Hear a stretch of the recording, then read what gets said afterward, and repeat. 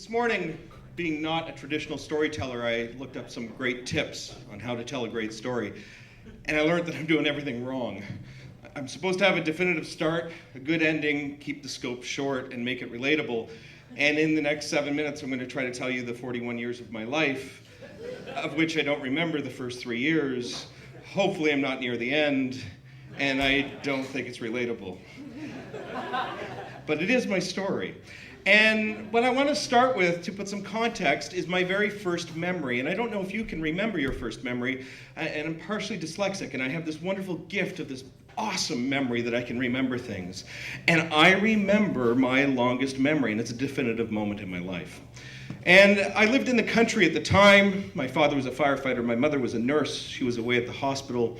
And to put some context in this, even though I didn't really be conscious of this matter, at this point in my life, nearly 4 years old, I had already died twice, once in a crib and once drowning in a pool.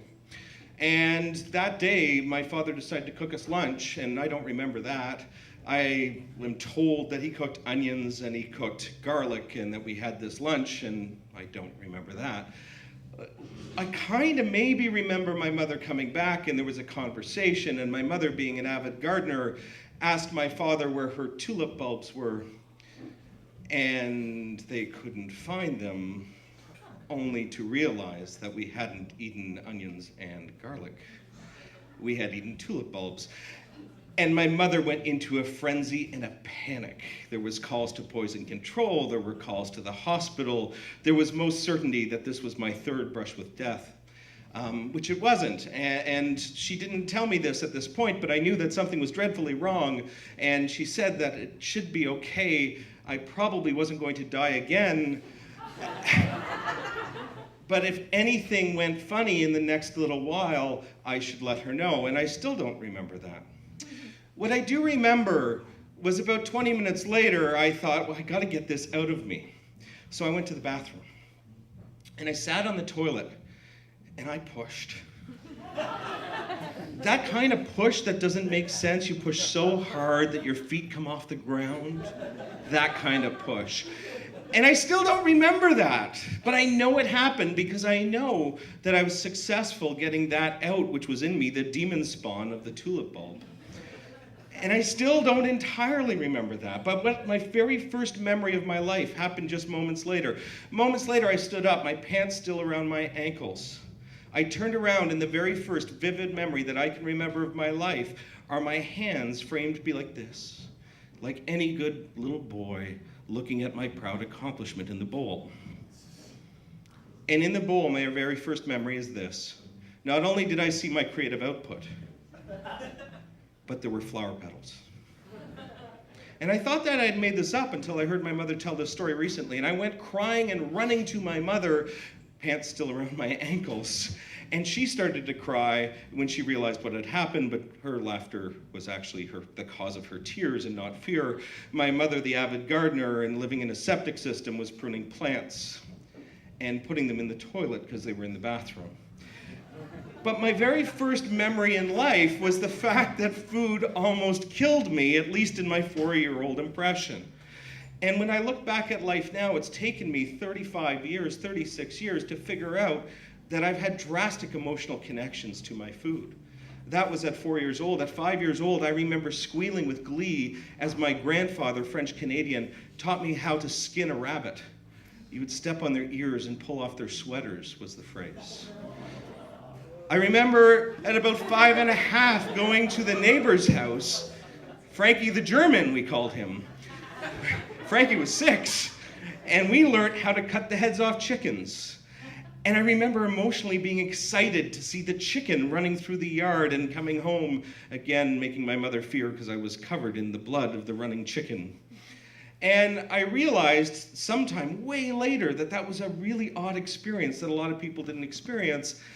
And it probably took me till about the age of 7 when I went to the movie Bambi with my father, who was a hunter and still is to this day, and I learned that my father was the bad man. I learned that my father was the villain that killed Bambi's mother.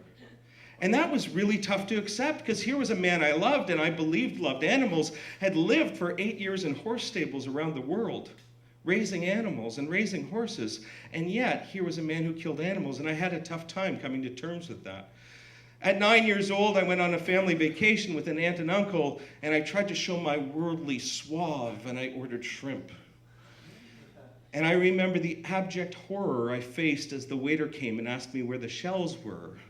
I didn't know you weren't supposed to eat them. At 13, I was also called the vacuum cleaner. At 13, I spent my first 10 days on a pig farm. 700 pigs inside a giant warehouse who, for the most part, were treated legitimately well, at least to my 13-year-old sense of justice. And it was interesting to see these very Satan-y beings who were smart. And as long as you didn't put them in a pen together, if they didn't know each other, they were okay. See, if you have 3 pens of pigs, pen A, pen B, and pen C is empty, if you put A and B together, they'll fight. And they'll fight to the death. And if you put B and A together, they'll fight to the death.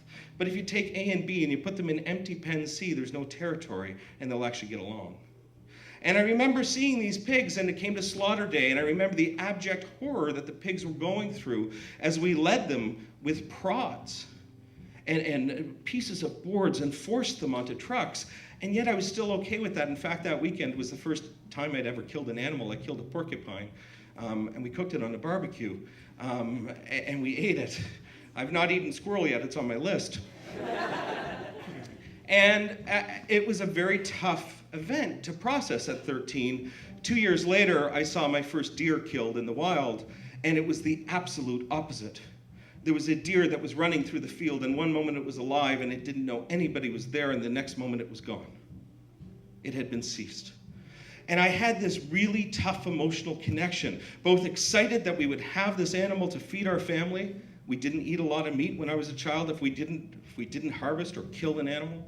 And yet still sad that an animal had taken. But it was a great contrast to this giant pig farm where these pigs lived inside a warehouse.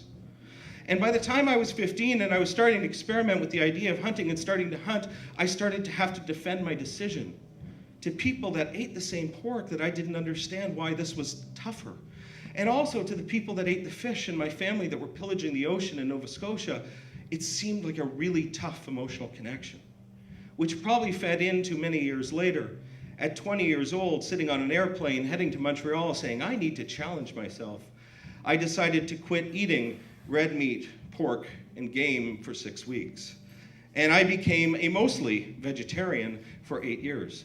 And in the 1990s, you could become a mostly vegetarian. It was a thing. And I ate no red meat, and I ate no pork, and I ate no game, although I did help with the family hunt from time to time because that was a responsibility. And I believed that even though I didn't eat game, if I had harvested something, that would be my obligation. And thankfully, I didn't have to make that choice. I didn't have to make that a choice again until much later. But a magical thing was happening in my 20s was I was eating guilt-free, and it wasn't because of what I was eating, it was because of what I wasn't eating. And I started to defend myself by saying, I'm not eating dead animal. And I did eat it from time to time, but I felt much better about myself because I felt that I was eating cruelty-free. I didn't know if I was or I wasn't, but I knew it wasn't a pig from a farm that I had seen, nor was it a deer that had been turned off like a light switch. And then at 28, because my brain has commitment or other issues, out of the blue, I did the most logical thing as a semi-vegetarian who ate no pork, no beef for 7.5 years. I ordered a Whopper. And I re-entered the meat game. And within a year of that, I started hunting again. And at 41, most of the meat that comes into our house today is from small farms or from the harvest that we hunt. But really, that's not the story. This isn't about pro-meat or anti-meat. It's what happened later.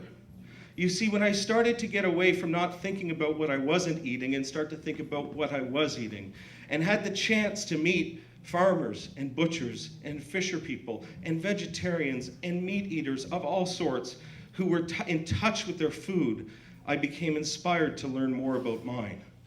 And when I used to say that I loved food, I've actually learned that was incorrect. I was the kid that ate the shrimp shells that people said he'll eat anything. And the truth is I didn't love my food. I I love to eat.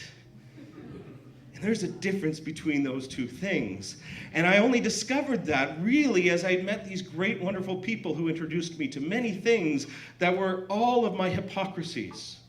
For example, I got tremendously excited when a major chocolate brand announced that 10% of their chocolate would be fair trade. Great news. They announced that it would guarantee a fair rate of pay for 10% of their workers.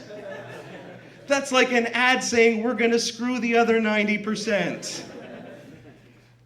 And then I learned many years later that the last successful cases of slavery in the United States of America were in the last decade.